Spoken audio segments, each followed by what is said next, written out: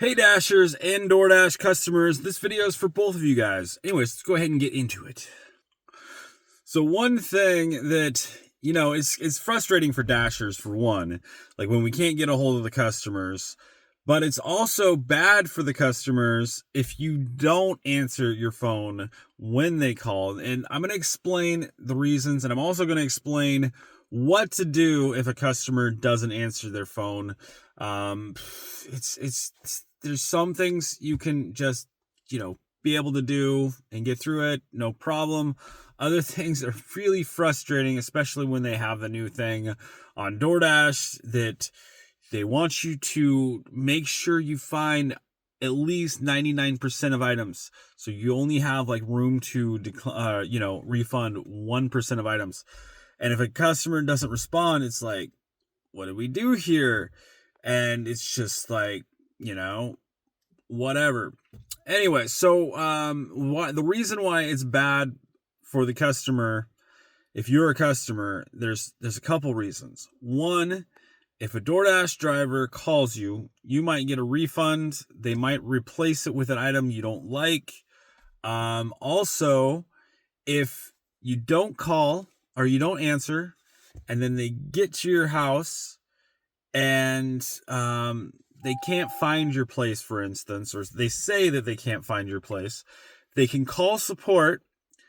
And then if support calls you and they don't get an answer from you, what's going to happen is your order, well, there's two things that could happen.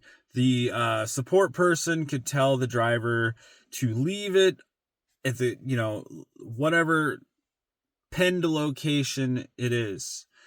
And if the driver says that, they can't find the house or whatnot, what the support person is going to say is they're going to say, put it on the pinned location in front of whatever house they see. And like, I've had to do that before because I didn't want to approach any of these houses. They didn't have numbers on them. I wasn't exactly sure which house it was, and I didn't want to walk up to a house that could be dangerous, like somebody that didn't realize what I was doing. So they told me to just place it in front of that house, which I did. I got a picture. Well, I put it technically in the driveway, and then I got a picture. And I tried calling that customer over and over again. The support tried calling the customer over and over again. And what also the Dasher could say is it's just no safe location. I don't know where it's at. And sometimes what the DoorDash support will say is we'll just cancel the order and throw away the food. But they've seem to be a decent amount. I don't know. I haven't had to do it in a long time. Where I haven't found a location, luckily. Knock on wood eventually, because that's always a pain in the butt. But that's usually the two things that'll happen is, especially if you have alcohol. If you have alcohol and, they have DoorDash support call you, you don't answer. What used to happen, and I'm sure lots of drivers got free alcohol out of it, is they would call DoorDash support, and then the DoorDash support would try calling the customer, and if the customer didn't answer, then the alcohol would just go back. And technically, it wouldn't even go back. It would just get, you'd still get charged for the alcohol, and the Dasher would still get paid. And for a while, they were doing half pay on top of it all, so you'd still get paid. Well, it went from $2, no matter how far away it was. Then it went half of the order, and now I'm not sure what it is since I haven't. It's been a long time since I've had to return any alcohol, luckily. But what would happen is they get full pay, half pay on top of it for taking it back, or they'd get full pay, and then they would just keep the alcohol, and they would tell you to dispose of the alcohol. Anyways, this is supposed to be about the Dasher too. I'm into 4 minutes. Let's talk about the driver. But that's the main reason why, if you're a customer, you should really answer your phone, as your order could be canceled and you could still technically be charged for it, especially if it's alcohol. On top of that, we're going to go into the DoorDash drivers, what to do if a customer doesn't answer their phone. I kind of explained it.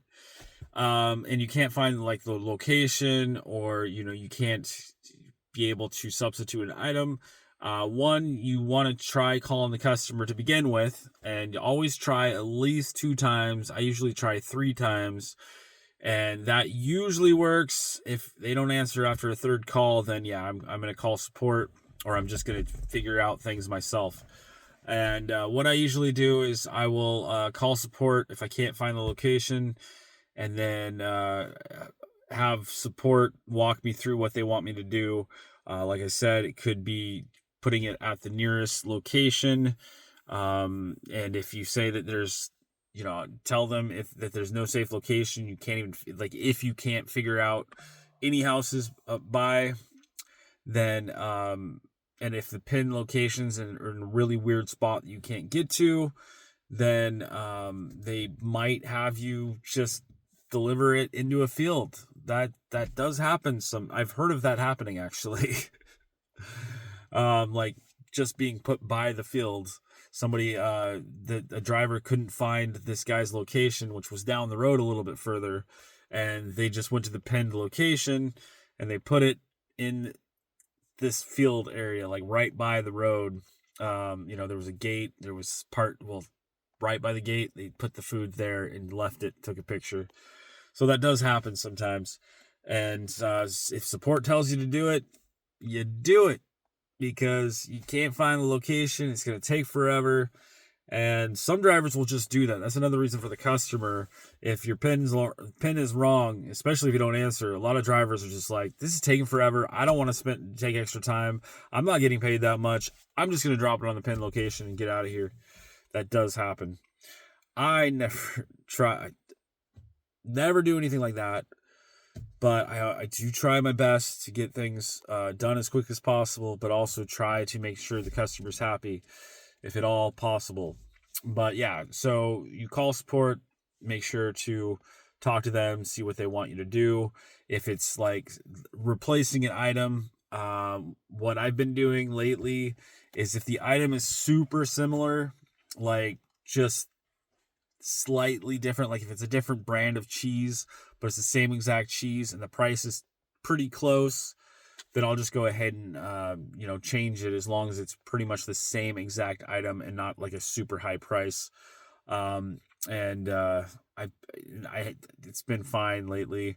You got like a decent amount of bad replacement choices. I don't really have any really on there, but that's really up to you, because that could affect your rating. So you got to be careful with that. But also, just refunding items in general can affect your rating. But currently, I've got, and I did get hit for one recently that I did that, because there was butter that I tried to call the customer so many freaking times. I think it was like 3 times. And then I also messaged the customer a bunch, because there was a few replacements, and I didn't really want to replace all these.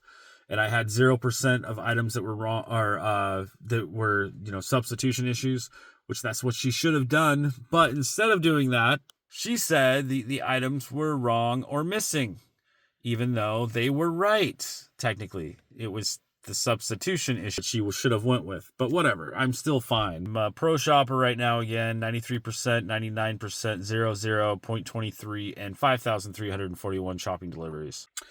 But yeah, it's all up to you whether you want to chance your ratings in one way or another. But yeah, it sucks that we only have, like it says, total items found. Be a pro shopper, you gotta try to hit 99%. Anyways, so 6 items excluded. That's interesting. I didn't even know they did 6 items excluded. I wonder why that was. I've never seen that before. Let me see what it says. Excluded items. An item issue won't count in your ratings if the customer requested a refund because the item was out of stock. Oh, I see. So if they requested the refund through the app, where it just automatically makes you refund, then it doesn't affect your ratings. That's kind of nice to know. So you don't have to worry about that so much. I don't know. I might make another video where it's more organized, but those are just a little bit of things for you guys to know. But another reason for the customers, It helps your dasher out a lot. If they're not on per time, they're going to waste extra time trying to figure this out and try to call you. And if you don't answer, yeah, you're not going to get your items or the item you wanted. And your dasher's not going to know what to replace. And if they have to refund a bunch of items, a lot of times they know that it's going to affect their ratings. They're just going to drop your order. That does happen. I've only done it once, and that was because it was a DG order or Dollar General, and it was like almost the whole order I would have had to refund, and I was like, no, not doing this. I need to drop the order. Luckily, it didn't even affect my completion rate. I messaged the customer like, I'm really sorry, but I'm gonna have to drop this. There's a lot of items that I'm gonna that's gonna affect my rating. I didn't do that last time though, and luckily it didn't affect my rating. But I had to refund like 9 items recently, and on top of that, if a store doesn't have an item in stock and you can't get a hold of a customer, there is a substitute button most of the time. Sometimes it doesn't show up, but what you can do is you can just sub it, let the customer know that you subbed it, and if they don't like it, they can go ahead and refund the item. It's not a huge deal. It's not going to really hurt your account that much if a customer does it occasionally. If it happens all the time, where they constantly are saying they didn't get the item they wanted, or items were constantly missing, then yeah, that's going to affect your account. But just a few here and there, no big deal. Anyways, that'll be it for this video. I want to go to bed. I did get through day 12 of accepting everything. We'll make a video on that tomorrow.